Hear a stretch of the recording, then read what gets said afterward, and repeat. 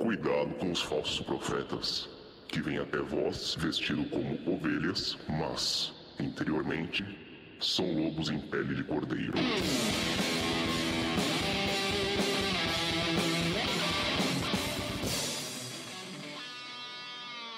Salve, galera! Como é que vocês estão?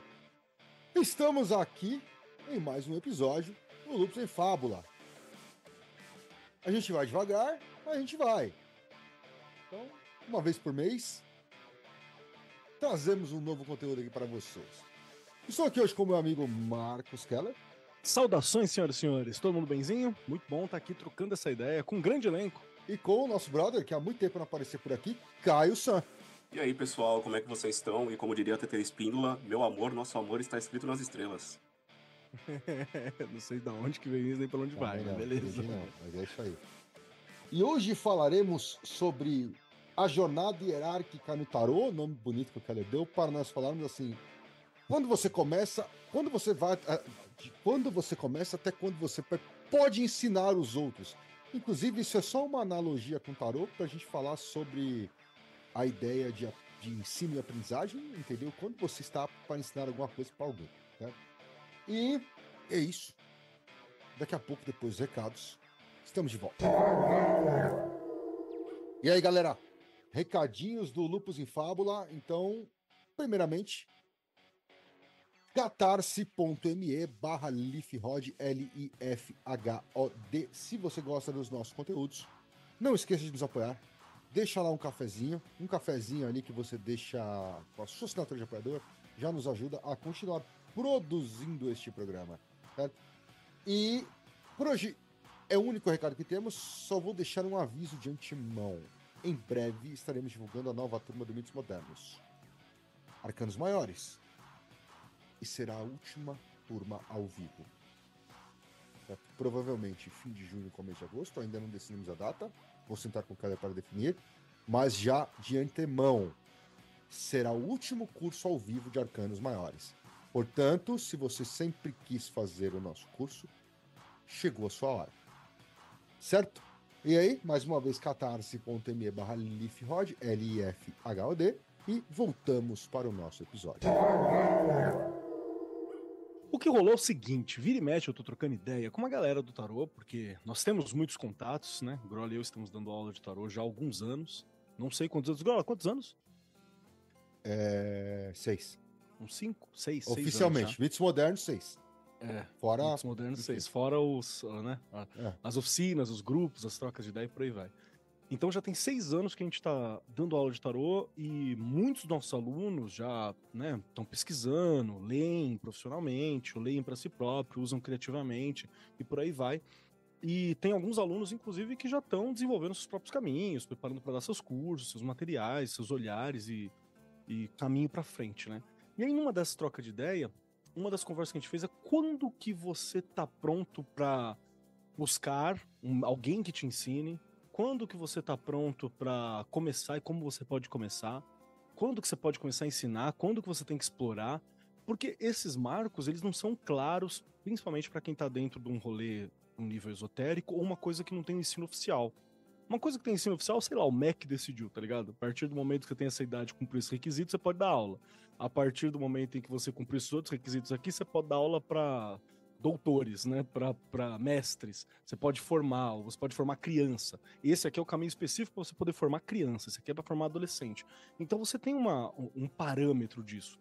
Mas quando você vai para uma área que ela é um saber que não é científico, né, um saber que ele é de um outro tipo, quando que você está pronto para ensinar? Quando que você precisa de um mestre? Quando você tem que se reduzir também à tua humildade, entender que você precisa aprender um pouquinho mais?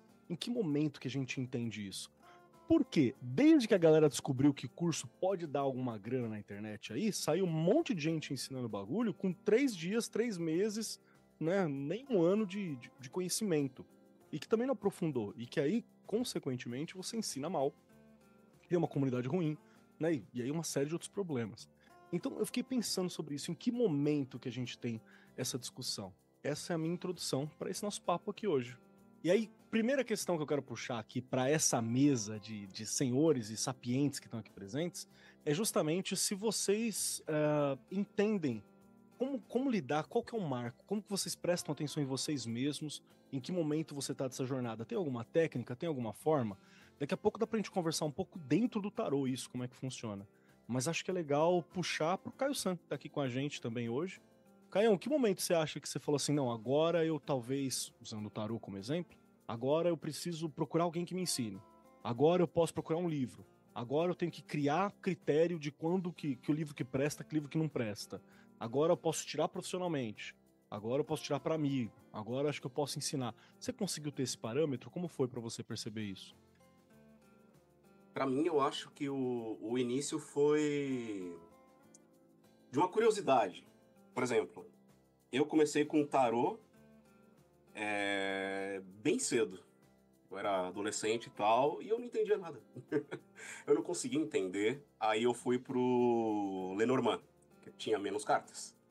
E também foi bem difícil, porque era aquela coisa muito formulaica, muito carta símbolo, carta símbolo, carta símbolo. Teve um dia que me bateu a curiosidade novamente, que eu estava indo pro trabalho no dia 31 de dezembro, não lembro o ano direito agora. Eu achei um as de espadas num arbusto. Eu achei curioso e tal, aí eu perguntei lá nos grupos e tal, acho que o próprio Keller me respondeu. Não, as de espada é a porta aberta para o conhecimento, é todo o potencial que tem intelectual, mental. Eu falei, acho que o tarot tá me chamando de novo. Bom, eu acho que toda pessoa, quando vai aprender qualquer coisa, ela primeiro precisa desse anzol, desse gatilho, alguma coisa que vá puxar ela. E essas coisas podem ser as mais aleatórias possíveis, né? Como o meu foi um as de espada de um baralho normal no arbusto, comigo indo trabalhar puto da vida no dia 31 de dezembro. Porra, da Né? hora. Simbólico pra caramba, né, mano? Pois é. Eu falei, legal, tá aí o meu símbolo pra mudar as coisas, né? Da minha vida. Pois é. E a partir daí eu busquei um livro, busquei um tarô barato e tudo mais, né? Bem sem vergonha, inclusive. E fui caminhando sozinho. Caminhei sozinho, com o livro, aprendendo os símbolos, aprendendo tudo mais. E eu acho que quando a gente caminha sozinho, sempre tem um momento que tem um certo muro. A gente empaca em um certo ponto onde não existe essa dialética, não existe algo contra você. É você com você mesmo, lendo um livro e não... Você não está sendo provocado, você só está sendo provocado por você mesmo. E é interessante ter uma profusão de ideias novas, seja no tarô, seja de qualquer conhecimento, para você pôr em prova o que você aprendeu. Então, quando eu cheguei nesse ponto, onde eu estava decorando símbolos e comparando com cartas, eu falei, daqui eu não consigo passar direito. E foi aí que eu busquei os professores que estão aqui agora. Quem são? E pra você, Grau, como é que foi essa parada do tarô? Porque você também tem uma jornada diferente, né? Que você começou a construir e ensinar até pra aprender. Tem todo um processo teu desse jeito, né? Mas é que eu parto de um outro princípio, pelo fato de já dar aula antes. Quando eu comecei a dar aula de software Adobe, tinha um ponto que para mim era interessante, que era... Tudo bem, não era como hoje, que você tinha YouTube, você tem um monte de aluras da vida aí, e linda, que agora virou LinkedIn Learning e tal, um monte de cursos, mas tinha tutoriais. Tinha os livros que você comprava com passo a passo das coisas e tal. E aí, quando eu comecei a dar aulas, tinha sempre uma questão de, cara, por que alguém faria um curso? E aí, uma vez, me falaram uma coisa que é óbvia. Você consegue aprender sozinha? Consegue. Por que você faz um curso? Porque provavelmente, em 3 dias, em uma semana de aula, você vai conseguir aprender o que você levaria de 1 a 2 anos para aprender sozinho. Então, o que acontece no treinamento é o fato de você ganhar tempo. É alguém que já tem uma orientação, já tem uma didática, já tem uma mecânica, já tem uma estrutura que vai... Lógico, se você escolher um bom curso, né? Você vai ganhar tempo. Quando eu fui pro tarô, por questões pessoais na época, eu não tinha como, e por falta de conhecimento também de bons professores, eu não tinha como fazer cursos. Então, eu fui muito atrás da literatura. E uma coisa que a gente sabe hoje, inclusive a gente fala nas bibliografias dos mitos modernos, é que tem muito autor que é literalmente limado. Porque a gente já viu, sabe que é um lixo, sabe que o cara é um tosco. Enfim, tem algum, todo mundo, quem tá me ouvindo, sabe que tem um especificamente nacional que é um lixo, entendeu? E esse a gente já lima. Agora, naquela época, não tinha como fazer. A gente tinha que correr atrás de tudo e aprendendo sobre tudo. Então depois, quando Teve eu fui que ver, teve que ler, né? Teve que ver o cara. Né? Teve. Depois, com o tempo, com a abertura, com novas possibilidades, a gente acabei também fazendo alguns cursos e tal. O que para mim, ainda assim, na época, não foi plenamente satisfatório, por questões metodológicas, por N questões, certo? Ah, me adiantou por um lado? Sim, mas não me adiantou 2 anos de estudo, me adiantou, sei lá, 6 meses. Porém, me adiantou e permitiu que eu conseguisse começar a desenvolver algumas coisas. Mas aí, por questões pessoais de forma de aprendizado, o fato de eu precisar criar para entender as coisas, eu acabei indo para fazer Lame, Tarô, o HKTs e tudo mais, e isso foi me levando para as bibliografias mais corretas e trazendo as informações que eu precisava para ir evoluindo naquilo. Certo? Então, a minha caminhada é muito distoante da maioria das pessoas pelo fato de eu ter que produzir, né? Então eu tive que estudar para produzir e ao mesmo tempo me desenvolvendo com tiragem e tudo mais. Então tudo isso se misturou. Mas eu ainda tenho essa neura, assim, puta, tem várias coisas que você quer aprender que você fala, porra, mano, não, mas onde tem um curso disso aí? Entendeu? Puta, eu não tenho mais saco de ficar pegando o livro ou assistindo vídeo aula, sei lá, entendeu? Não, cara, tem alguém que me ensina a fazer isso? Então me ensina aí. Mas no seu caso, Grola, a questão da sua produção também é o seu próprio estudo, né? A forma que você aplica na terra o que você tá na cabeça, né? No ar, né? Sim, eu não consigo ficar repassando leitura. Ah, eu vou ler 4 vezes o livro. Não, esquece. Eu vou ler uma vez e foda-se. E no máximo eu vou grifar ali umas paradas. Eu não tenho saco para ficar lendo e relendo.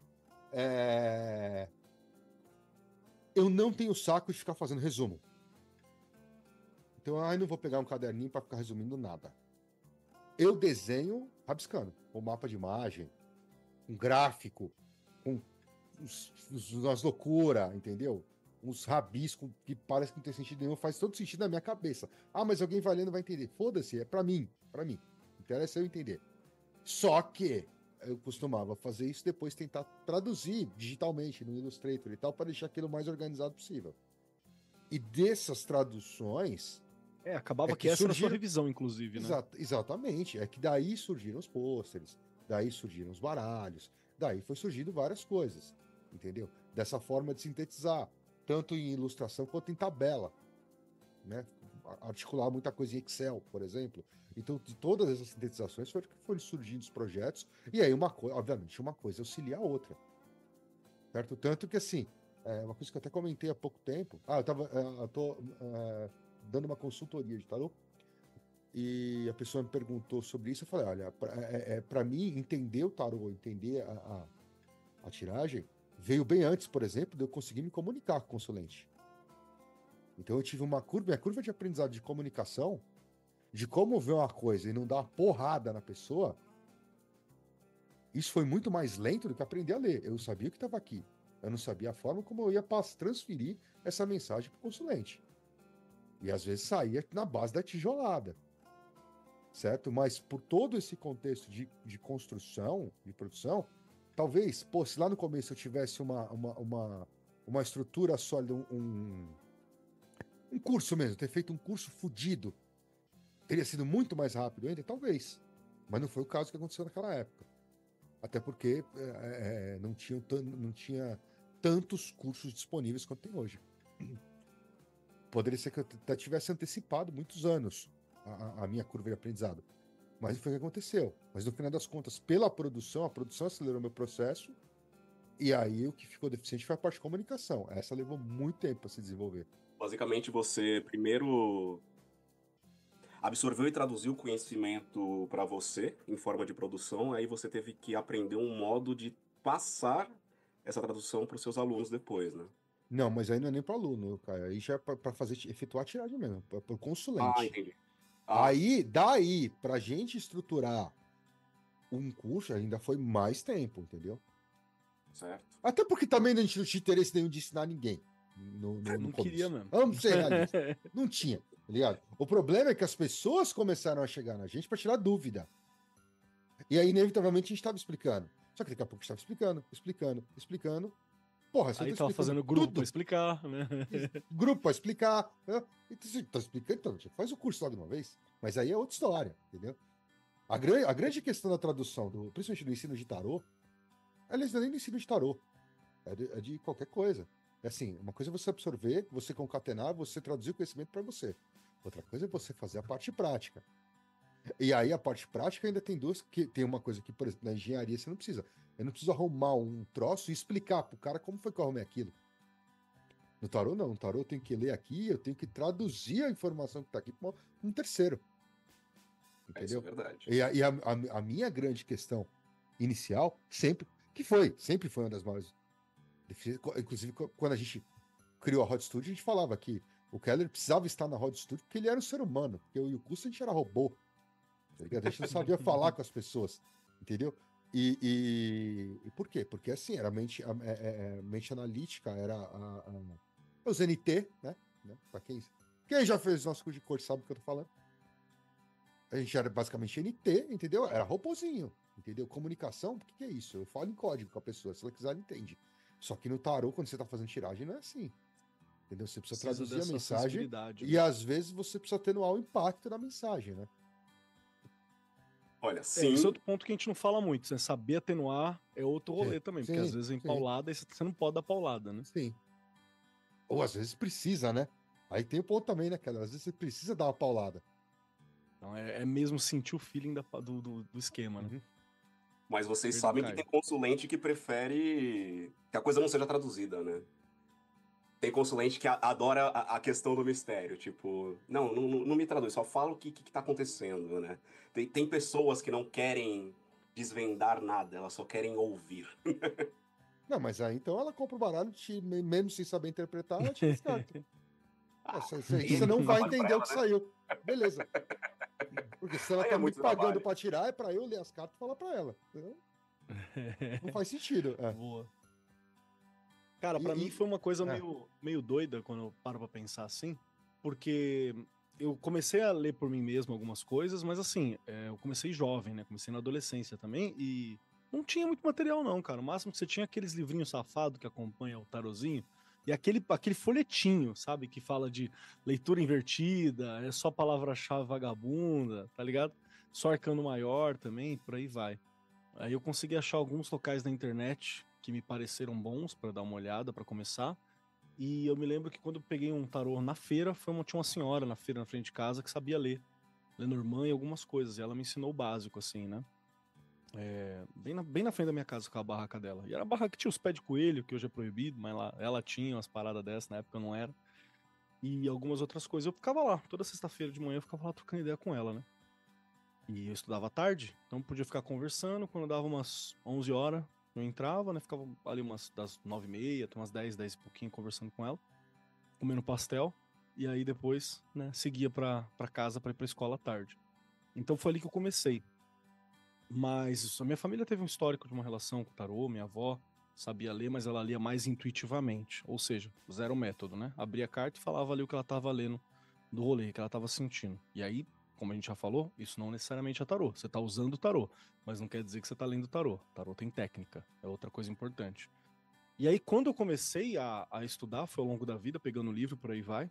Poucas pessoas eu encontrei. Acho que o Marcelo foi um cara da hora que eu encontrei no meio do caminho, mas assim, as coisas gratuitas que o Marcelo deu débito, né, colocava, nunca tive grana para fazer um curso, acompanhar assim, mas tinha muito material bom dele, era gratuito, então eu consegui acessar bastante coisa.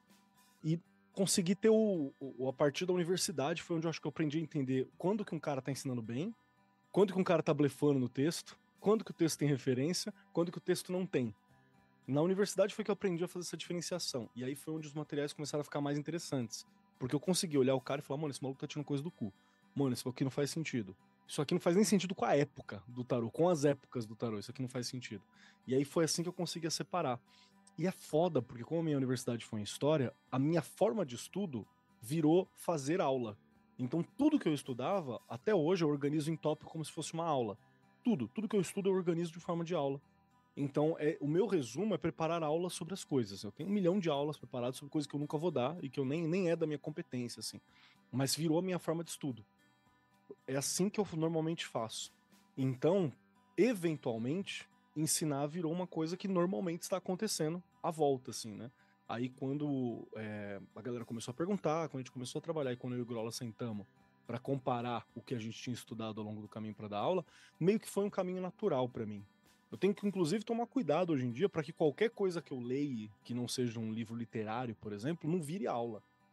Né? Porque qualquer coisa que eu leio, a minha forma de fichamento, você olha assim e fala, porra, dá para dar uma aula sobre isso. E às vezes, mano, você não quer ser produtivo, cara. Às vezes você só quer ler, tá ligado? Você só quer ler essa porra, só quer sentir o negócio. Mas não, acaba virando uma forma de aula para mim. Não é foda. Quer falar alguma coisa, Galate? Mas você acha que, por exemplo, essa coisa de você conseguir filtrar, você fala quando você foi pra faculdade e tal, que você começou a pegar a manha de filtrar se esse autor é bom, se esse autor tá falando, aonde ele tá falando merda, aonde não tá. Você acha que isso vem de metodologia ou vem de, por exemplo, no caso do tarô, de você já ter avançado um conhecimento suficiente a ponto... Porque hoje pra gente é fácil isso. Você bate o olho no texto do cara e fala, isso aqui é a merda, entendeu? Porque hoje a gente já tem um conhecimento, um nível de conhecimento que permite isso sem muito esforço. Mas você acha que naquele momento isso vem de metodologia? Ou não? Você já realmente já tinha lido coisa pra caralho e já conseguia fazer um filtro? Pô, cara, eu acho que tem um pouco dos dois aí. Tem um pouco dos dois por quê? Porque quando você tá no começo, acho que você tem que ler de tudo mesmo e duvidar um pouco de tudo que você tá lendo também. Você não pode confiar muito. Mas tem uns caras que você precisa da metodologia, que só metodologia não adianta. Vou dar um exemplo. Até algum tempo, sei lá, não antes da gente começar a ter o curso, acho que até o começo do curso ainda botava muita fé no Robert Wang. Robert Wang era um cara que quando eu pegava o tarô cabalístico dele, a escrita dele é tão boa, a referência dele é tão boa, o histórico do cara é bom o suficiente, ele fala de uma maneira, ele escreve de uma maneira que você fica assim, pô, esse maluco tá falando a verdade. Né? Que tem algumas coisas que eu não concordo com ele hoje, que na época eu ficava falando assim, isso aqui tá meio estranho no meu ouvido, mas é porque eu sou burro, tá ligado? É porque eu não sei, não deve ser porque o Robert Wang está errado. Porque ele é um cara que escreve bem. Agora, você tem uma galera aí que também escreve mal pra caralho, que pode ter até coisa boa no rolê deles, mas quando você lê, você faz assim, ó. Você faz um. Porque você percebe, né? Então é um pouco dos dois. Eu acho que eu aprendi a entender na escrita, mas você precisa ler muita coisa e ter a sua experiência com o tarô também pra ter esse feeling. Esse feeling de falar, mano, o que Jesus tem a ver com esse bagulho aqui? O que esse arcanjo que estão chamando tem a ver com isso aqui? O que esse negócio de cor tem a ver com isso aqui? Não é isso, né? É o que eu me lembro do Wang, do tarot cabalístico, é que ele é muito referencial, né? Geralmente ele é o cara que mata a cobra e mostra o pau. Só que tem momentos que não. Aí você, tipo, porra, até esse momento ele tá falando da onde veio tal coisa. Só que aqui ele não fala, tá, pode ser que seja, pode ser que não seja. É que Deixa hoje a gente passar, né? sabe de onde ele tirou, né? Ele tirou do material do Regardia da Golden Dawn. Então, ok. O Wang tirou tudo daqui. Ele só fez um Tá resumão. claro. Ele Tá fez um claro baita de onde resumão. veio. Ó, outro cara que é assim, que só tá te metendo caô, é o Kenneth Grant. Quem pegar o livro do Kenneth Grant, você vai ler ele lá, e ele tá dando referência, e da onde que vem os nomes, da onde que vem não sei o que, você fica, cara, esse maluco é pica. Tá só metendo caô, velho. Tem uma porrada de coisa. Tem coisa ali que é referencial, tem coisa que ele acha, tem coisa que é caô. Agora, o que é o que, meu parça? Vixe. É Por isso que eu muita tô atenção, tá? tão curioso pra ver o Serpent Magic lá do Alan Moore, tá ligado? Porque eu falo, mano, vamos ver como o Alan Moore escreveu isso aqui. Eu não acho que vai Vamos ter dar uma nada olhada. de grandes novidades ali no texto dele. Mas assim, eu quero ver como o Alan Moore escreveu isso. Entendeu? Pra ver o Cara. que sai dali. Eu entrei nesse Porque. financiamento coletivo aí, foi um rim, tá, gente? Pô, tá Foi um foda. rim. Aliás, foi, né? Acabou já? Fechou? Fechou, né? Essa Acabou, semana acho fechou. que. Acho que fechou a semana. Fechou a semana que a gente tá Deu gravando. bom. Né? Deu bom. É. Foi bem bacana. Porque, assim, vamos ser realistas. Quando a gente fala da parte bibliográfica do tarot também, cara, O cara falou, puta, no começo eu aprendi com os Little White Book lá, os livrinhos que vinham no baralho. Porra, tem um monte de livro que você compra aí em livraria que é só uma versão grande do Little White Book. Porque o cara só fala nada com nada e um monte de palavra-chave. O meu primeiro livro foi isso. Foi basicamente isso. Basicamente isso. Mas você criou carinho? Porque às vezes a gente cria carinho por merda também. Tá ligado? Criei ódio. Às vezes você fica. Criei ódio. Não.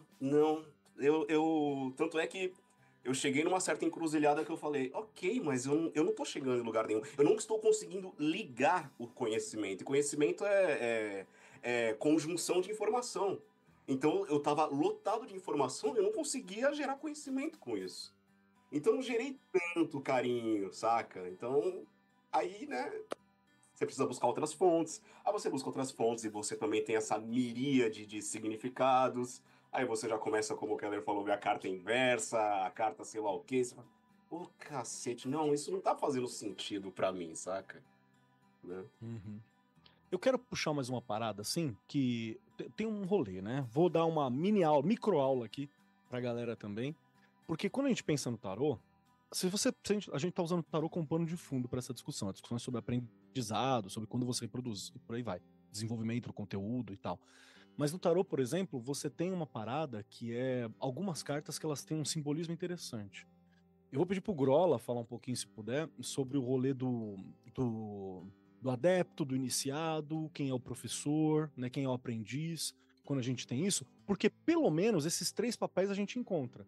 Alguém que não sabe nada, que tá começando a jornada, alguém que sabe bastante, mas ainda tá em jornada, e alguém que ainda tá talvez numa jornada, ou talvez tenha completado uma jornada determinada, mas ele já começou a ensinar.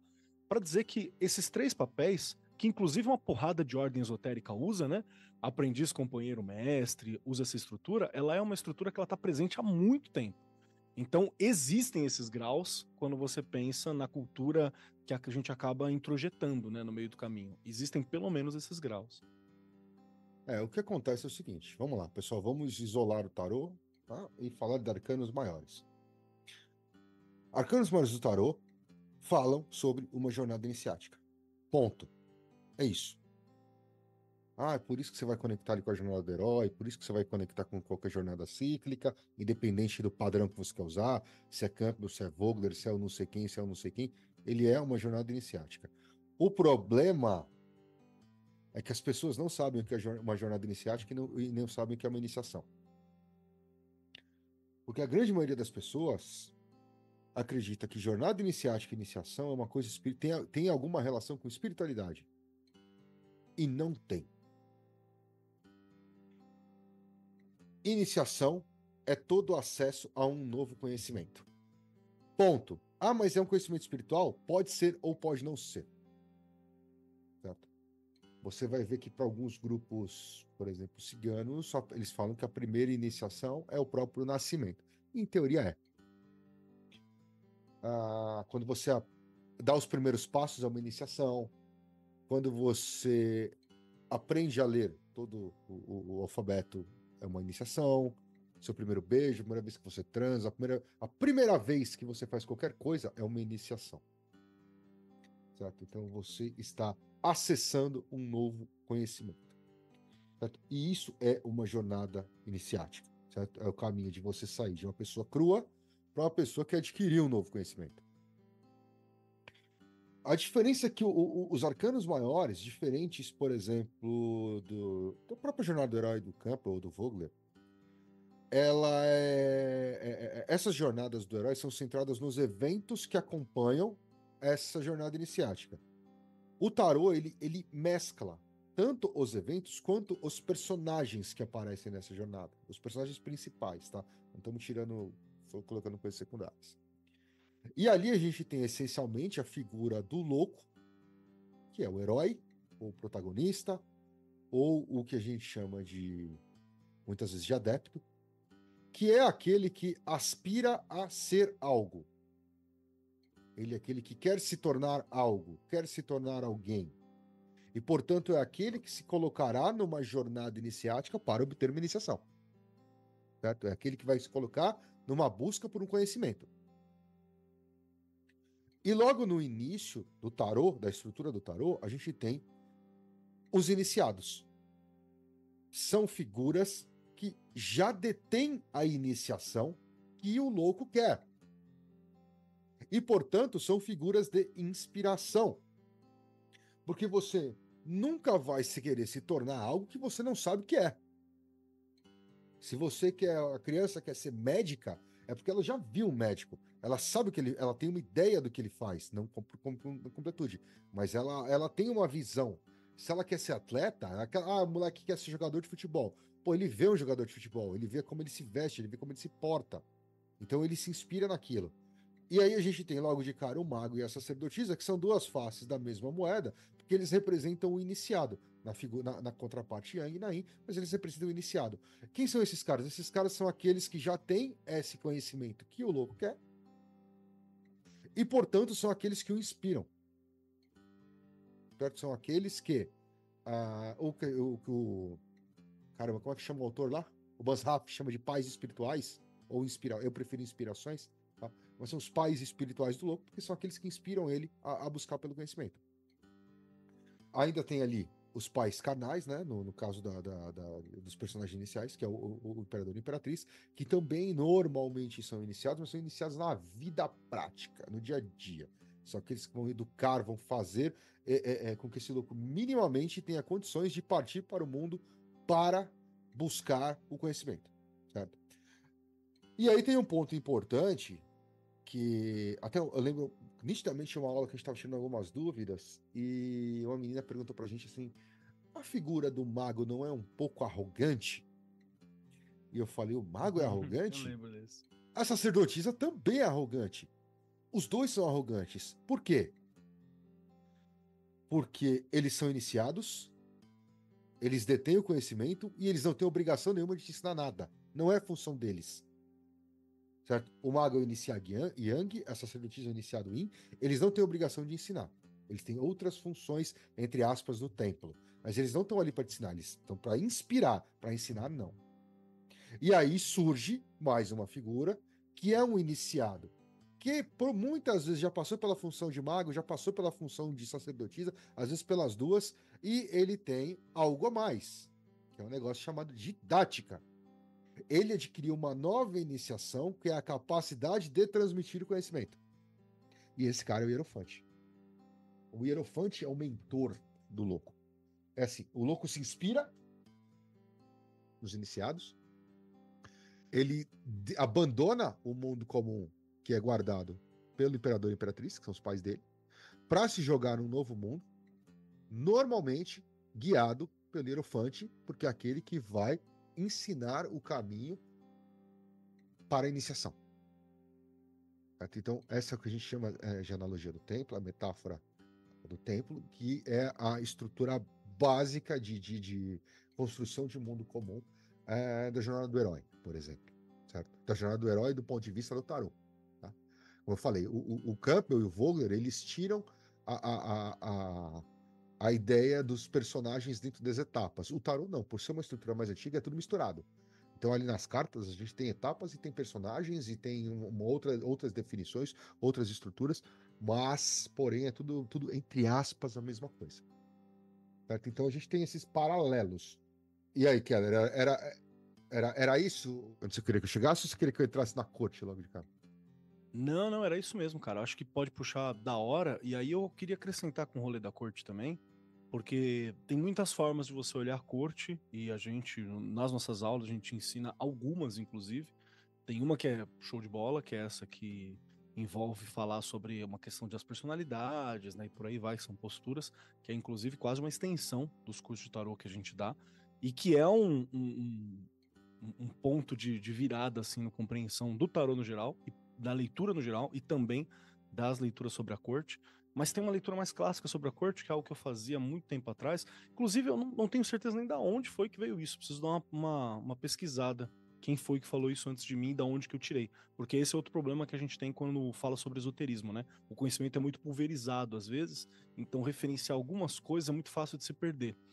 E que é quando você pensa na maturidade, né? Porque a corte, você pode compreender ela como princesa, príncipe, rei, rainha, perdão, princesa, príncipe, rainha, rei, você pode compreender nessa estrutura. Tem alguns que vão trocar nome, chamar de cavaleiro, chamar de rei, o rei é o cavaleiro é o rei, o valete não sei o quê. Então, para não ter problema, a gente define assim, né? Princesa, príncipe ou cavaleiro, rainha, rei. A gente estrutura dessa forma. E dá para você entender, inclusive, uma sequência de aprendizado. Quando você pensa na princesa, por exemplo, ela é alguém que pode ser aquela que está iniciando, que tem um interesse, que consegue, que tem um desenvolvimento, mas é esse começo de jornada. Quando você pensa sobre desenvolver, testar, experimentar, você pode pensar nesse príncipe ou cavaleiro, que é alguém que tá treinando, tá errando, tá fazendo, tá indo para cima, tá vendo qual é que é. Alguém que talvez não queira, inclusive, ser tutelado, mas precisa em alguns momentos ser tutelado nesse percurso. E aí você tem a figura da rainha, que é alguém que já manja, mas ainda tá manjando para dentro, tá manjando para si próprio. E por último você tem a figura do rei, que é alguém que manja muito, mas manja para fora já pode colocar para fora. Não é exatamente sobre conhecimento que a gente está tratando quando fala sobre isso, mas dá para pensar assim também. Então é uma das estruturas que eu acho que é legal para pensar quando a gente fala sobre maturidade, porque também é quando que você está maduro para lidar com alguma coisa ou não. Então, se você está num estágio de princesa, é o momento de você se relacionar com aquilo, entender o que é aquilo, ler coisa errada, ler coisa certa. Se conseguir um professor, já é legal, mas você está no estágio bem inicial. Quando você está no estágio cavaleiro ou príncipe, aí é o estado de teste. Então, você vai fazer muita leitura, você vai conhecer muita coisa, você vai ouvir as palavras, você vai contrariar teu professor em alguns momentos, você vai brigar, você vai errar, você vai testar. Você vai fazer tudo errado, tudo certo. Então você vai experimentar. É a adolescência desse processo. E aí na maturidade, você tem a maturidade voltada para si, que é quando você está aperfeiçoando para você, para os seus, que seria a figura da rainha. E você tem quando você abre para o mundo, quando você espalha esse conteúdo, né? Até se você pensar em criação de conteúdo, dá uma coisa legal aqui. Porque a princesa é uma consumidora de conteúdo mais que qualquer coisa, né? Ela não tem muito que possa oferecer além de aprender. Se você vai para um cavaleiro, ele seria alguém que já produz algo, mas não sabe o que está produzindo, está testando formato, testando coisa. Quando você chega para uma rainha, ela é alguém que está aperfeiçoando um conteúdo que está sendo feito e o rei está espalhando isso para fora. Então dá para você pensar isso a partir da questão de aprendizado. É uma das propostas que eu acho que é legal para se pensar, né, para se compreender nessas questões.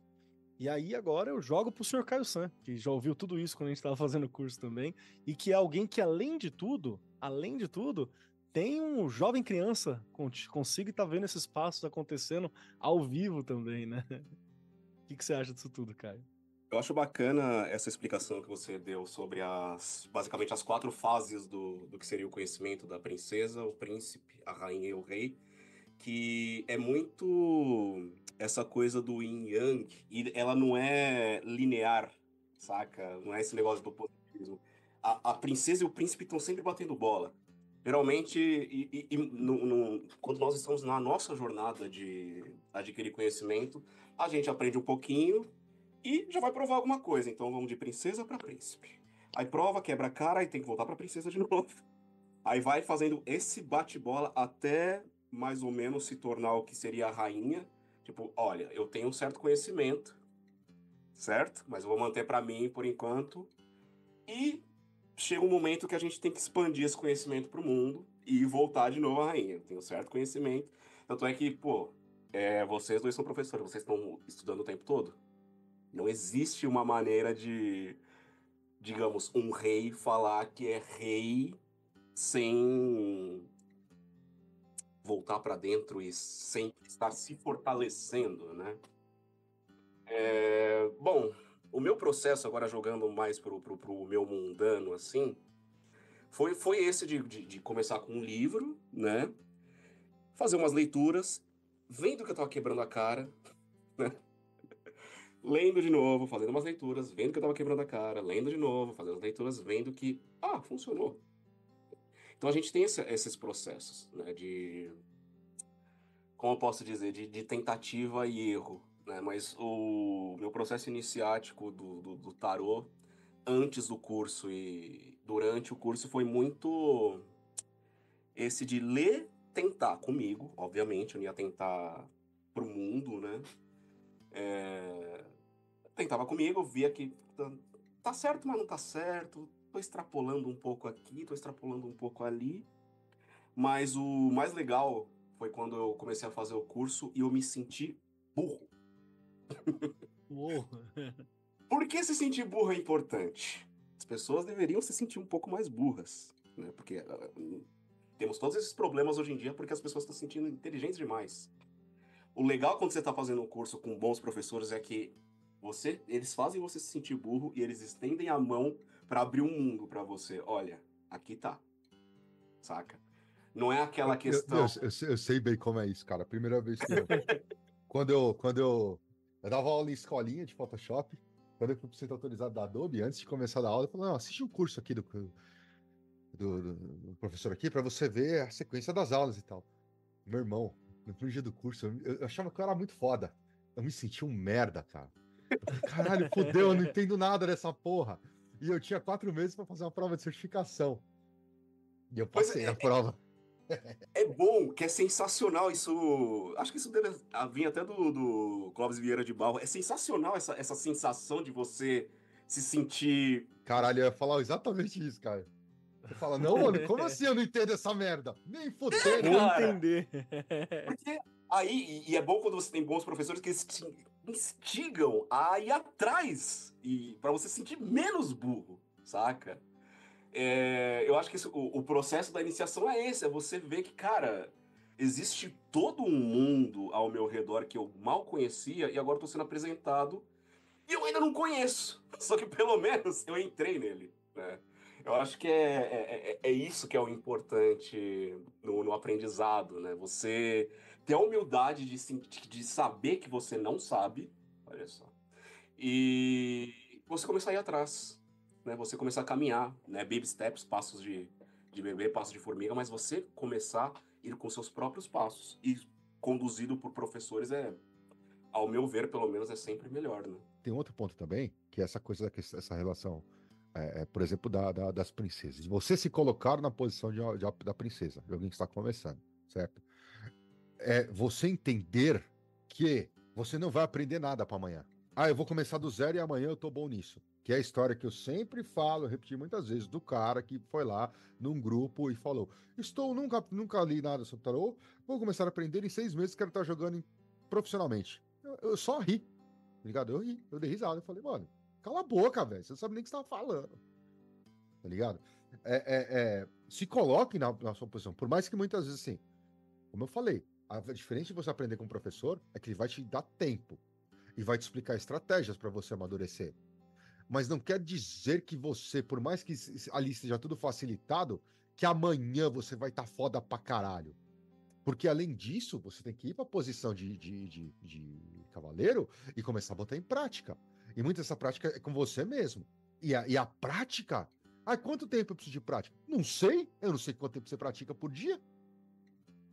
Ou por semana, ou por mês, não sei. Posso fazer até um adendo? No início, o Grola tinha falado sobre a questão do aprendizado para ele, o aprendizado com o professor, algum curso era para ganhar tempo, né? E isso é bom a gente ganhar tempo, é bom a gente, em vez de abrir a floresta com um facão, pegar alguém que já tenha aberto esse caminho e vai te economizar muitas dores de cabeça, né? Só que hoje a tônica do capitalismo, a tônica da nossa sociedade é o ganhar tempo a qualquer preço. Então você vê um desses cursos qualquer do cara que fala que você vai ser craque de tarô em 2 dias, assim, tipo, em um dia eu vou te ensinar tudo sobre tarô. E as pessoas, elas não estão fazendo esse curso, elas não estão adquirindo esse curso para aprender, elas estão realmente querendo matar esse tempo, ganhar esse tempo de qualquer preço mesmo, a qualquer preço.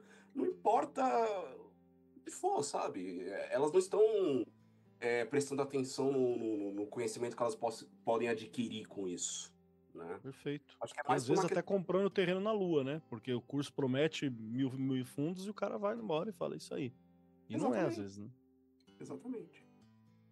Mas normalmente esse cara é justamente o que a gente tá falando. É o rei que não é rei, que tá em rede social falando um monte de groselha e enganando otário. É isso mesmo. É isso mesmo. É porque, de novo, a dinâmica do mundo que a gente tem hoje, ela permite que quem não tem essa qualidade, a Hot que tem e engane de alguma forma por performance. Isso é uma dinâmica que a gente criou, que é uma dinâmica que a imagem falsa, às vezes, ela fala mais do que o conteúdo verdadeiro. Pô, cara, tem uma galera, você que tá ouvindo a gente sabe, pode ser que você tenha feito isso, inclusive. É uma galera que escolhe médico pela página no Facebook, você entendeu? Pela página no Instagram, perdão, ninguém usa Facebook mais. O cara escolhe médico pela... Porra, é a mesma coisa que eu quero um mecânico pela capacidade dele de fazer pão, entendeu? Eu quero... Não tem como, cara. Tipo, eu entendo que é o rolê da fachada, é o rolê pra onde você vê, mas é que dá pra você arrotar a autoridade sem ter, através de algumas redes sociais, né? Através de algumas dessas coisas. Isso é um dos problemas que a gente tem. E aí tem outra questão, porque muitas vezes ainda tem quem arrote que tem essa capacidade, esse conhecimento, não tem, mas se engana daqueles que estão seguindo achando que tem. E aí é mais louco ainda, porque é doido batendo palma pra louco, e o louco continua enganando doido, e aí a galera vai, e é uma bola tremenda. E aí aparece gente, por exemplo, para fazer o curso micro, como a gente já viu, que pagou, sei lá, 3 vezes o valor do curso que a gente dá e que a gente trabalha, e recebeu um conteúdo que depois mandou pra gente, que é simplesmente triste, assim, poderia ser um PDF, não só poderia, como era um PDF, com vídeos da pessoa além do PDF que ela te entregou, saca? E aí você olha aqui e fala, mano, você pagou por isso mesmo? Ela falou, paguei. Eu falei, putz, dá pra pedir de volta? Ela falou assim, não, já faz um mês, já faz 2 meses, sei lá. Eu falei, então eu sinto muito, né? Porque é uma forma ruim. E isso é modelo de negócio. Por exemplo, eu achava muito legal alguns vídeos plataformas de aprendizagem. De um tempo pra cá, cara, os vídeos são bons, são bem feitos e tal, mas eles são muito rasos. São muito rasos. Se você já não for alfabetizado razoavelmente naquele conteúdo, ele te ajuda a dar um norte, mas você não sai dali especialista naquilo que eles estão ensinando. É Mas muito raso. já não é tipo um Hotmart, onde qualquer um faz um curso qualquer e põe lá? Eu acho que não, acho que você tem que passar alguma coisa pelo critério deles ainda. Eles ainda passam alguma coisa pelo critério dos caras, tipo, eles aprovam alguma coisa, tem uma questão de formato tudo igual, né? Então não chega a ser porque tipo eu um sei que tinha uma Hotmart. pessoa que tinha um curso lá de produção de material gráfico, não vou ser nada específico, que era uma pessoa que inclusive fez uma par de merda no próprio material gráfico, culpou a gráfica e deu um calote. Rapaz. Essa informação me fugiu. Entendeu? E aí Mas tava obrigado dando por ela. aula de como fazer, nem sabia fazer, entendeu? Fez bosta, depois tava culpando o gráfico e ainda deu calote na gráfica ainda. Então, é porque muito dos produtos das produções, as pessoas que ama ou que aceita, elas são a partir do engajamento da pessoa em rede social também. Então, né, fica um pouco fácil. Fica um pouco mais fácil, né? É Aí uma você outra vai moeda, lá. né? Sim, é outra parada. Diferente, por exemplo, de uma Alura da vida, que ali você tem um critério, você tem uma aula bem construída, né? Ali é uma outra forma, é um roteiro de estudo real. A Alura, inclusive, tem umas coisas muito interessantes, que são roteiros de estudo que emenda aulas distintas. Então teve ainda um outro maluco que sentou ali e falou, ó, começa pela aula desse fulano aqui, vai pra aula desse fulano aqui, vai pra aula desse fulano aqui, desse aqui, que você aprende HTML. Né, porque eu fiz esse caminho do HTML, do CSS há um tempo atrás aqui para aprender o básico, e assim, você vai pegando, troca o professor, você vai entendendo, às vezes um professor fala uma coisa do outro, tem uma atualização, então é uma forma muito interessante. Mas eu quero puxar uma outra questão aqui, que é assim, beleza, sou iniciante, tive a humildade de perceber que eu sou iniciante, tive essa percepção. Como que eu faço para seguir como iniciante nessa área? E que sinais que eu posso ter para perceber que eu tô deixando de ser iniciante no fim disso? O que vocês acham que a gente pode apontar? Peraí, mas iniciante aí você fala já praticante, já um cavaleiro. Não, zero. Você não, Zero ou você não muito sabe pouco. nada? Eu Não sabe sei, nada? Quero começar eu sei o nisso. que é tarô. Eu sei o que é tarô e sei que ele tem algumas cartas. Não tenho nem certeza do número. Eu acho que você deu a letra quando você estava falando, Keller, que sobre os cursos que você falou, se a pessoa não tiver uma base, ela pode ser enganada por qualquer um. Eu acho que para qualquer iniciante, começa por um livro, alguma coisa assim. Começa talvez por você mesmo, porque cair na mão de picareta hoje em dia, com rede social, com culto à imagem, é muito fácil. Então quem não tá dentro desse mundo, a pessoa está suscetível a cair na mão de gente desonesta, né? Concordo. Então, ao menos, vá atrás você mesmo, dá os seus passinhos sozinho, pra ver o que vai encaixar com você, né? Não sei o que aqui por também tem acha. aqui também tem um problema, né? Porque quando você tá zerado, qualquer caminho é um caminho, mesmo até o caminho errado é mais do que o que você tem, você entendeu? Não, calma, galera. Então é o seguinte: Raj Mansraf, o livro do tarô. É fininho, tem umas coisas Perfeito. erradas lá dentro? Tem. Ótimo Mas começo. assim, pra quem tá começando, tá bom, entendeu? Você Perfeito. ali, você vai ter uma visão geral, vai ter umas palavrinhas-chave, e aí, ok. E aí, mas ele tem umas coisas erradas? Tem, mas todo autor tem. Então, aí depois, lá na frente, você vai começar. Não inventa de pegar esses livros gigantes, essas bíblias, não sei o quê. É o caminho do tarô do Horodowski, né? Não, esse você pode ficar longe, inclusive. Tá longe. Queima! Livro do tarô do Buzz Rapids foi relançado pela Pensamento. Mas eu o Wang. Não, o Wang você tem que. O Wang é cavaleiro, né? Cavaleiro. Não. Começando. Não tenho grana pra fazer um curso que é introdutório. Também não sei se aquele professor ele dá como o Keller falou, não é um curso para quem já sabe um pouco, entendeu? Então, o livro do tarô do Buzz Rapids. Eu acho que esse é um bom começo, assim, porque, de verdade, nessa hora tem alguns conceitos que é legal. Meu, teve um tempo que dava pra você falar. Segue aí a galera no TikTok, segue a galera no Instagram, mas tem tanta gente falando tanta bosta que tem um risco tão grande de você. Não, mano. Não teve esse tempo, não, cara. Não teve esse tempo, não, eu lembro que teve, eu já vi coisa assim que falei, pô, legal, tem uma galera ensinando, mas hoje em dia tem tanta coisa, mas é um mar de merda tão grande. Tão grande que eu fico até que hoje o erro engaja. Então as pessoas muitas vezes podem fazer coisas erradas para engajar, e é o pior, né, das redes sociais hoje em dia.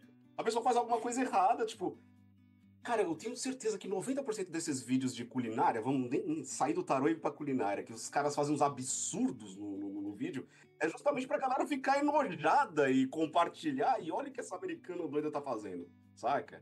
Olha esse prato que vai nuggets e cheddar.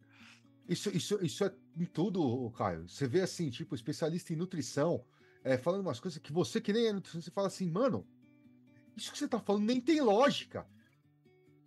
Entendeu? Porque tem um estudo. Aí, a parte boa é que, pelo menos dentro desses nichos e tal, sempre tem uns acadêmicos e tal, que também gostam de gravar vídeo dando porrada nos outros, que aí os caras gravam, tá vendo esse estudo que o cara não tem validade nenhuma? E aí desce a marreta, entendeu? Mas isso em todas as áreas, cara. Todas as áreas. Graças a Deus eu tô bem longe da área de engenharia, cara. Porque se eu visse essas desgraceiras aqui, eu ia falar, mano, não é possível, cara. Nossa, a galera da história tá falando umas groselhas que é bom demais, hein? Tem uma galera aí, filosofia, então, puta que pariu. Escuta o que eu tô falando, hein? Vou prever uma coisa aqui, inclusive, pra galera da filosofia. Está acabando a era do estoicismo, errado, a galera ensina estoicismo igual o cu, e vai começar agora a época da psicologia adleriana. Se preparem, hein? Se preparem. O Adler é da hora, mas nego vai falar várias bobagens dele. Se preparem, hein? Vai aparecer em breve. Se preparem. Aí você tem o segundo ponto, que é o ponto que a gente chama de praticante já. Entendi um pouco, e agora eu tenho que experimentar. Você tá no nível de príncipe cavaleiro, eu tenho que experimentar. Quando que eu saio do teórico? Quando que eu vou pro prático? Quem que eu vou usar como vítima? Eu já posso cobrar? Posso cobrar por isso? Posso postar no Instagram? Posso falar isso? Né? Quando que eu tô bom?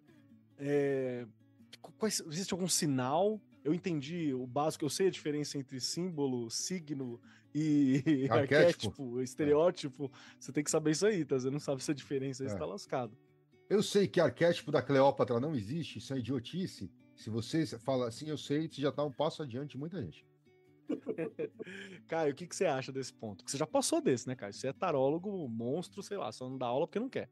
Eu não considero que eu não tenho capacidade para dar aula, não, gente. O Caio, ele tá nos nossos grupos e ele tá sempre ajudando a galera, consertando alguma coisa, falando que isso aqui talvez seja isso, o que você acha desse livro aqui, fica longe desse. Ele tá lá sempre como moderador, ajudando a instruir várias paradas. Ele tá metendo louco aqui. Vai, prossiga. Ultimamente eu só... Às vezes eu apareço assim, eu dou uma olhada e falo... Vamos dar uma olhada nisso aqui. Tá aparecendo menos, às vezes eu apareço. Mas vamos lá, vamos pra questão do praticante, né? Eu acho que essa é a fase de errar bastante, né? Teve uma vez que eu me senti, foi bem depois do curso, me senti confiante. Não, vamos ler e tal, né? Vamos cobrar. Então, tava funcionando e tal. Acho que a minha terceira leitura, o consulente falou, você errou tudo. Tudo, não tem nada certo. Cara, isso baixou a minha crise. Foi um corte seco, assim. Uma nivelada por baixo. Eu fiquei humilde, sabe? Sabe quando você toma aquela porrada que você fica humilde? É Mas importante. você precisa. Você precisa. Eu vou jogar um outro exemplo besta da minha vida. Eu tinha muito medo de dirigir quando eu tirei minha carteira de motorista. Medo, eu tremia. Eu tremia no volante. Sabe o que me fez parar de tremer e parar de sentir medo? 2 eventos. Eu bati num caminhão estacionado com a lateral do meu carro. Tive que pagar 1.500 pau pra arrumar. O caminhão não aconteceu Você era nada. ruim mesmo, hein, velho? Eu era bem ruim. E eu morava na Zona Norte na época. E eu fazia um curso lá na Zona Leste, lá no Belém. E eu errei o caminho pra minha casa, porque eu ia sempre por dentro. Eu não gostava de pegar a Fernão Dias, que eu fui parar na Fernão Dias. E fui entrar na Fernão Dias nessas entradas rápidas, né? E eu não saía da marcha, da terceira marcha. Eu lembro. Até então eu não saía da terceira marcha, cara. Veio um caminhão e ele tava impressionando contra a parede. Tava impressionando contra a parede. Aí eu falei, quer saber? Vai se ferrar. Aí, nesse momento, gerou a agressividade suficiente para poder dirigir de maneira correta, né? Numa via rápida. E aí eu perdi o medo. Parou. Eu acho que, entre muitas aspas, os erros, eles vão te dar certa humildade. Eles vão te dar o nível de realidade que você precisa para você arriscar quando for o momento de arriscar. E quando for o momento de você voltar para sua base e estudar mais, né? Eu acho interessante que o erro faz parte do estudo, do ensino. Você precisa errar, saca? E é até bom que você erre logo, tá ligado? Até bom que você tome uma chamada dessa logo também, que é pra você entender o que tá faltando, conversar com pessoas, se você tiver um professor legal pra trocar essa ideia, ter amigos pra você ler pra eles. Se você tiver um grupo ou parceiros, por exemplo, que leem tarô, estudam a mesma coisa que você, é um ótimo momento pra você trocar, compreender, entender o que funcionou, o que não funcionou. Porque, de novo, o importante aqui é experimentar. E aqui tem um outro problema, que é quando o cara não tá experimentando, e ele trava num modelo que ele aprendeu único, assim. Tipo assim, eu aprendi o método do Hans... Como é o maluco lá que você falou? O Banzhaf? O Banzhaf? O Banzhaf. Aprendi o estilo do Banzhaf e eu vou só banzrafar o resto da minha vida na estrutura do que eu tô trabalhando. Você vai fazer isso um tempo, tá? Você vai fazer isso. Se você aprendeu com alguma coisa de Jodorowsky, como o Caio falou, você vai ficar jodorowskado o resto por muito tempo. Até você entender que você precisa ir além daquilo. Eu entendo que você vai imitar o mestre por um tempo, imitar aquele que foi teu professor. Eu entendo mesmo. Mas tem a fase de experimentação. Você precisa testar a leitura, você precisa testar método, você precisa perceber o que está funcionando, o que não está funcionando. É importante você experimentar nesse momento. Tem até um lance, eu não sei onde eu ouvi isso, mas é sobre a curva de aprendizado de linguagem da criança para o adolescente. Quando a criança chega até uma certa idade, ela fala tudo direitinho. Eu lembro da minha infância que eu falava assim, tudo bonitinho e tudo mais. Quando chega a adolescência, é justamente esse momento que a pessoa, o indivíduo, ela tá tentando mais coisas. E ela começa a falar errado um monte de coisa. Justamente que é nesse período que ela tá tentando mais. Ela tá expandindo o vocabulário, expandindo, e tanto é que na adolescência não é só o vocabulário que o adolescente tenta expandir, ele expande todo mundo dele e se ferra bastante. Acho que é por isso que a adolescência é o pior momento nosso, porque é justamente nesse momento que a gente meio que sai da nossa casa, sai da asa dos nossos pais para tentar o mundo. Porque até então, os nossos pais e a escola estão aplicando na gente. O mundo é assim, você vai ter que fazer assim, você vai ter que passar assado e tal, tal, tal. Aí você, adolescente, você fala, mas se eu fizer assim assado? E aí é a época do erro. E quando você sobrevive a essa época, é maravilhoso, você vira adulto, né? Eu só queria entender o que você chama de falar errado, Caio, porque assim, uma coisa você vai na adolescência, você começa a falar, eu ia falar gíria, mas entre aspas, não é gíria, é um dialeto, entendeu? É praticamente um dialeto, mas Não. assim, ainda assim, dentro desse dialeto, você normalmente fala corretamente, entendeu? É que hoje eu vejo os podcasts aí, que eu vejo os moleques falando, que eu falo, mano, esse moleque não foi alfabetizado. Entendeu? E não é que ele tem um dialeto próprio, não, ele fala errado. Não é nem esse cara não sabe português. Não é nem pela gíria, eu acho que eu acho que até pulei os carros. Não é adolescente, tipo 14, 15 anos. Eu acho que quando a criança vai chegando dos 8 aos 9 que ela começa a cometer erros que ela não cometia antes. Porque é aí que ela tá começando a expandir o próprio vocabulário. Tá experimentando mesmo, né? Exato. Tá tentando conjugar palavras novas, usar palavras que não... Né? Aprendendo algumas coisas assim. Eu acho que tem um pouco disso mesmo.